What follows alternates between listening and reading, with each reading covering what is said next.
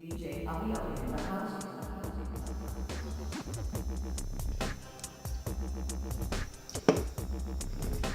Hello everybody, welcome to Ask My Alvy, Season 1, Episode 2. Okay, today's episode is kind of special. We had a person write in 4 questions, and I can always make more videos, it's not a big deal. So I'm going to actually answer 4 questions for one person at the time. I hadn't had other emails, I do now, but I've already logged the show for these 4 questions. So I'm going to go ahead and do those. One question was out of order, and so I'm putting it at the end because it's a different subject. First 3 questions are Transformers questions, the last question is a Star Wars question. Okay, just a moment. Now I'm ready. Okay, from Bullfrog, out of Gainesville, actually, my hometown. We have 3 questions, well 4 questions as I said, but 3 Transformers questions and 1 Star Wars question. First question, how many types of Transformers are there? Now this is a tricky question, or it can be unless you think. You can go with size differences or actual different types, and I think that they're really trying to get at how many different kinds of Transformers are there. So, even though I could tell you about the small, regular, Voyager, and Leader classes, I'm not going to tell you about that because that's not exactly what I think the person's getting at. There are essentially 3 different types of Transformers, 4 different types of Cybertronians. You have standard Transformers with 2 modes, the robot mode and the alt mode.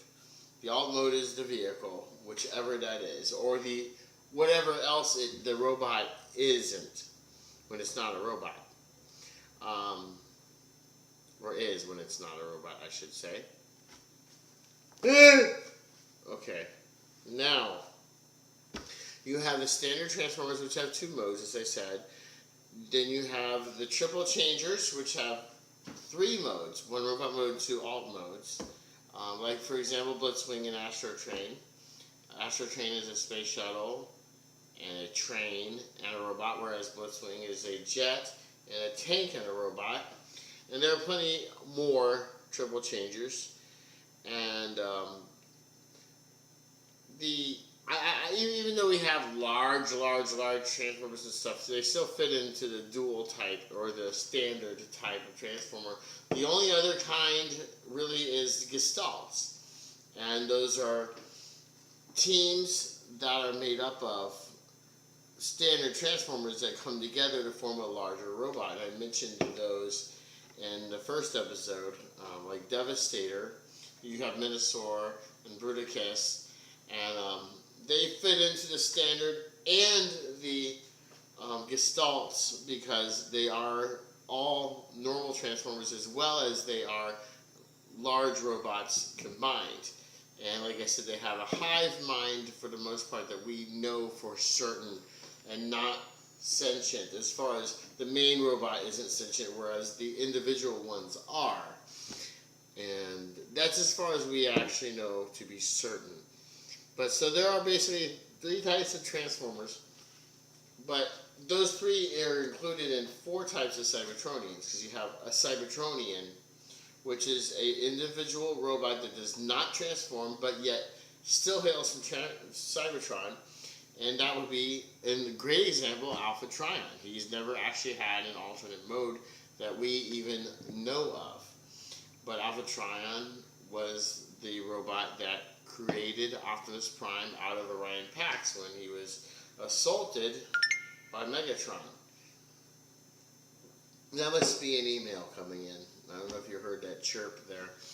But so you have 3 types of Transformers, and then you have Cybertronians, which are very rare, which don't have transform at all. But once again, standard Transformers have 2 modes. Triple Changers have 3 modes, and then you have the Gestalts, which are either 5 or 6, as in Devastator's case. Interestingly enough, most of the rest of the teams are 5, most of them. and they all comprise larger robots. So that's 3 types. And one might argue about mini-cons from Armada because of the Star Saber. They are mini-cons that transform into one larger thing, kind of like a Gestalt thing, but like the Star Saber is a bunch of little robots and they turn into a sword. But that's still really just 2 alt modes, even though they're pieces of something larger. And they could also be considered a Gestalt, even though it's an accessory.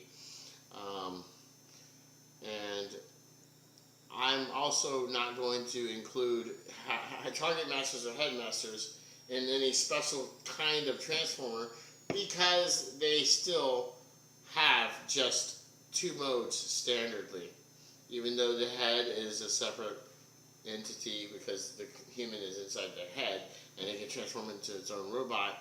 I don't consider them different types of transformers myself. But if you would like to, you can call that an extra type. Question number 2. What is the difference between Gobots and Transformers? Well, now, nothing. Well, there's a difference. I'm joking there. Kenner created Gobots in 1982.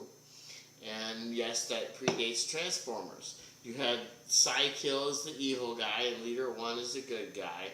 And interestingly enough, in one episode of Gobots, they revealed that Leader 1 revealed that the bad guys, the renegades, were actually organic, which is really weird. And yet the Gobots themselves were not organic and just machines. So that is very, very strange. And that's something the Transformers have not had.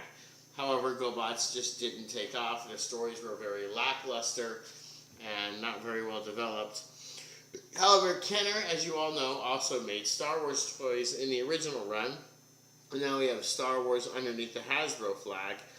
Just the same way Kenner has been invited into Hasbro. So Kenner's Gobots have been turned into a child's version of Transformers. So they have Transformers Gobots now. However, Gobots were their own separate show and separate set. There was a line of Super Gobots which were much better, and they never really had a show for them. They had a few of the characters were Super Gobots actually, but it was silly. It was really silly. So that's the difference between Gobots and Transformers. Gobots came first, but they weren't very well developed. And then later on through the years, only recently, Kenner was acquired by Hasbro and the Gobots joined the Transformers. But only in name. Question number 3. How many generations of Transformers exist? I'm not going to go into all the UK and Japan stuff. Because the only Transformers you'll probably run into, in a general sense, are the incarnations from the US. So I'm going to go over those incarnations. You're more than welcome to talk about the others. As far as I'm concerned, we have Generation 1. I'm not counting G2 because that was just a rehash of G1, not technically another show. So we have G1, Beast Wars, Beast Machines, Robots in Disguise, Armada,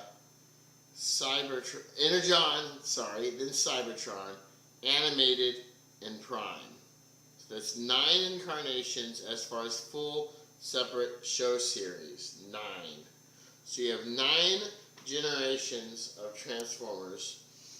As far as the shows go, you have 10 if you count the Generations line, which used to be Universe. And they're repaints of classic stuff, and it's a whole nother line. It's like, well, as Universe so well put, it's a line full of different Transformers from different areas and incarnations, all in one toy line, just to rehash all the classics. But that's not technically really its own line if you consider a generation of true Transformers with their own show and own story and everything like that.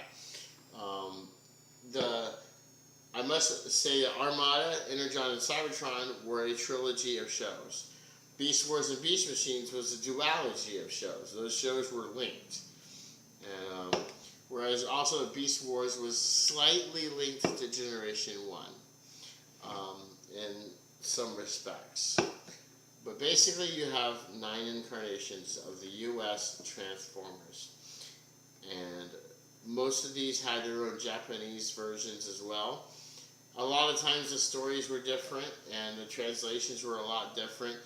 Armada was interesting because we got a very lackluster Armada, which was horrible as far as the animation goes. Great story. Don't get me wrong, the Armada story is great. However, it was not told well. There was another show over in Japan that was their version of Armada that was done later and fully animated, because you had wipes of characters going across the screen like this, but not actually animated and moving. It was very crappy, like something Hanna-Barbera would do outside of Flintstones. You know. But there you have 9 incarnations or generations of Transformers. And the fourth question, alright, it's time for the Star Wars question. In Star Wars, how does Leia learn about her biological parents? Well, we have Luke ask her what she remembered of her mother in Return of the Jedi. I think there's 2 answers to this. Originally, I don't think Lucas remembered what Leia said, because he said, do you remember anything about your real mother? And she's like, only bits and pieces. I was very young when she died. You know, very young when she died is hilarious, because she was actually an infant and was just born, according to Revenge of the Sith. Now, see, I don't think Lucas planned this well and kind of messed that up. So, story-wise, I'm going to have to go with she thought Mrs. Organa was her mother. And maybe Mrs. Organa died. You know, Bail Organa's wife probably died early on in Leia's life. And she probably thought that Luke was asking about her. And that's the best answer I can actually give. That she would actually, where she would remember bits and pieces of her mother when she probably thought that that was her. She only recently knew, she knew but she didn't know, you know how that goes, that Luke was her brother. So, that's the best answer I can give you. Like I said, the true answer, I really feel that Lucas just forgot what he did and is going to have to backpedal and go with the idea that it was Mrs. Organa. Whereas originally, I really do think he planned to actually have Leia and her mom know each other a brief bit before Amidala died. You know. But, there you have it. Thank you for watching episode 2. Sorry I didn't do all the other crazy stuff I was doing in episode 1, like eating butter and hot dogs and mayonnaise and stuff. I have a lot I have to do, and I've got to get on to episode 3. We're going to have different locations and things too. I will be adding to the show as I go along. I wanted to make sure I got these questions out. And well, that's about it for today's show. And join us again soon for episode 3. I'm still gathering questions for that one. And thank you very much.